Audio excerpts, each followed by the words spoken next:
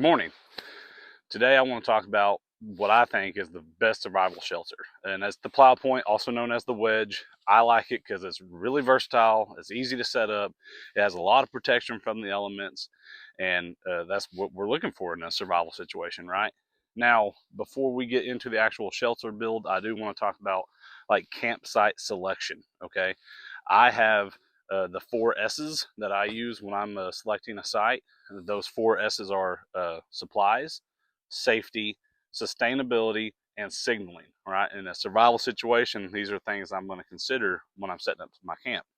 Number one is supplies. We want to make sure the area that we're going to has what we need.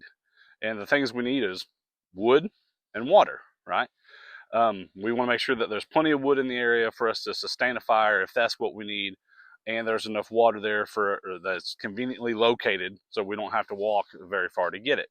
Now that could change depending on the temperature, right? If we're somewhere that's really hot, maybe firewood isn't so high on the priority list, but water is, and it's the exact opposite if we're in cold, right?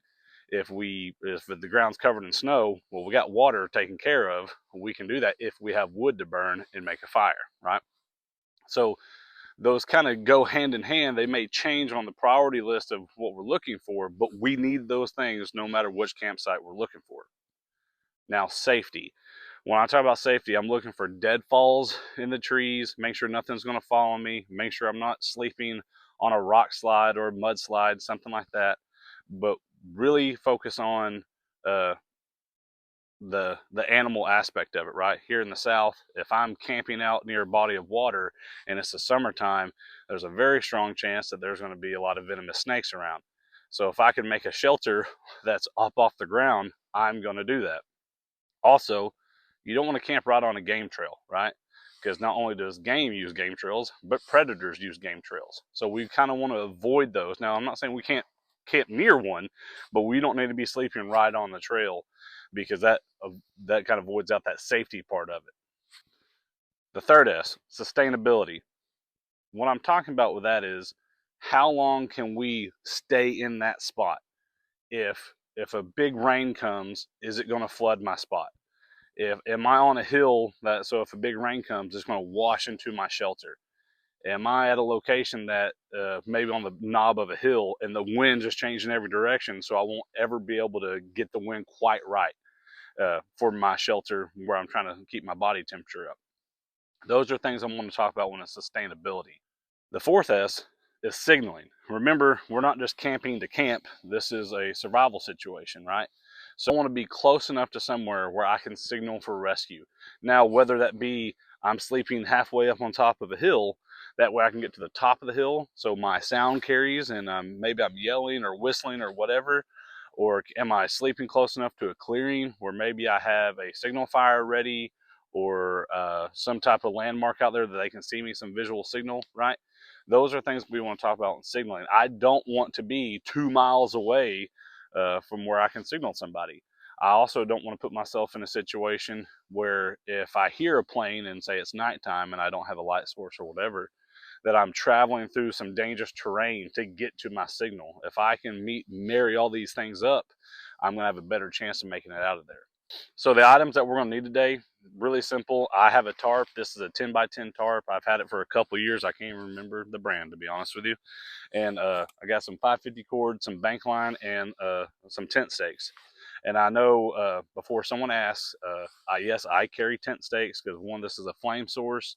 And also, if I'm needing to make a shelter, if I'm needing to make a survival shelter, I don't want to take the time to go whittle some wooden stakes.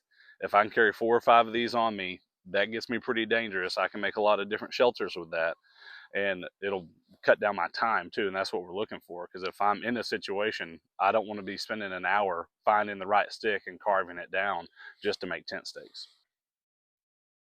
Okay, using the criteria I mentioned earlier, we found where we're going to set up our shelter. Now, the good thing about the Plow Point is there's a lot of different ways to set it up. If you have a ridge line, you could go between 2 trees, stake it off the center there. If you don't have any trees, you can make a bipod, stake it off the front. Or what we're going to do today is we're just going to do a single pole method, and we're going to stake that pole down. That way we can have it. I picked this tree back here behind it, so I'll be able to attach that back to the center. We're going to create that more loft so we have more space underneath our shelter to give us a little more room. But that's why I like the plow point. Not only is it giving us, protection from the wind, but now I can set it up in different locations. I don't necessarily need 2 trees or something. I can make something up on the fly and make it more user friendly. You can see we have this thing spread out, making that diamond, that wedge shape. That back there is the first corner we staked down.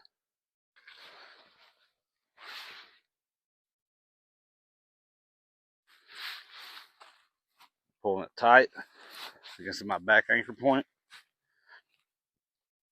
Luckily we had a lot of rain, so these stakes are going in real easily.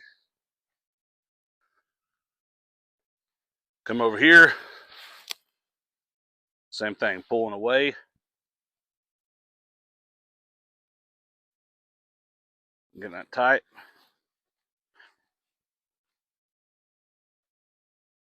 All right, we're here at the front. Now I'm just gonna take my Hank 550 cord. I'm gonna tie this off to the front, make sure everything's tight, everything looks good. And then I'm gonna use gravity just to hold this pole up for a little bit. And then I'll get my other tent stakes and run my tent stakes out.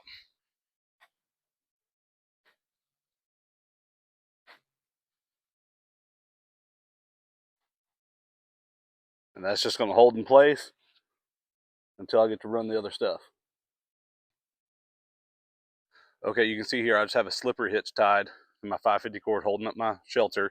You can see the space we already created and how everything's all the way down to the ground. Seal that off more. And I have these stakes coming out here to each side. Now we're gonna go in here and see how this is a low space. That's plenty of room right now for me and my gear, but I'm gonna tie off to that center grommet, go to that tree back there behind it, and open up that space so I have a lot more room.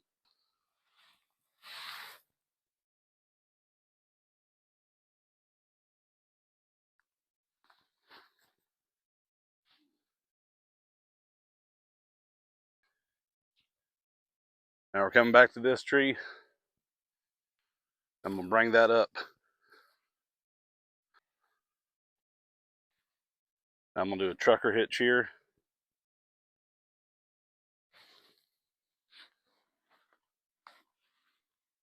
Make sure this is high enough. I'm gonna pull this nice and tight.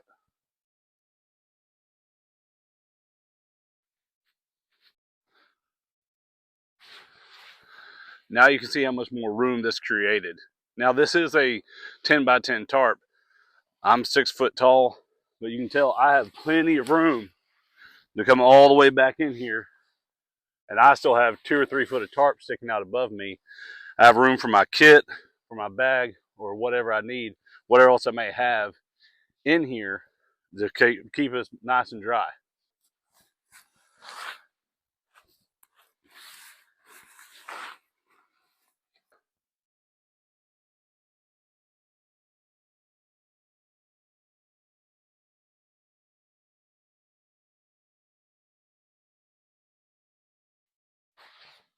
Simple shelter, easy to do. You see how we have that protection from the wind on all those sides. We can adjust the roof of this real easily if we want it lower in case the weather gets worse. If we want it higher if the weather's better. Easy to adjust on the fly. You can set it up almost anywhere. Now the only downside is if you are using a tarp that isn't perfectly square, like if you have a 5 by 8, a 5 by 7, you can still do it, but the dimensions are going to look kind of wonky. But if you have a square tarp, 8 by 8, 10 by 10, this works out really good. Hope you liked it. Thanks for watching.